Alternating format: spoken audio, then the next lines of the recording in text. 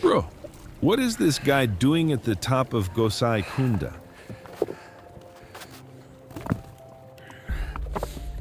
ल गोसाइकुण्ड महादेवले रक्षा गरून् मेरो यो युटिएमबी ओल्ड सिरिजको फाइनल ओल्ड च्याम्पियनसिप सफल होस् एकदमै भगवानसँग प्रार्थना गर्न चाहन्छु।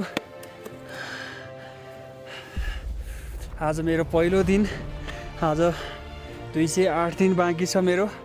आज पहिलो दिन चाहिँ गोसाइकुण्ड महादेवलाई दर्शन गरेर सुरु गरिराखेको छु। रक्षा गर भगवान। हर हर महादेव।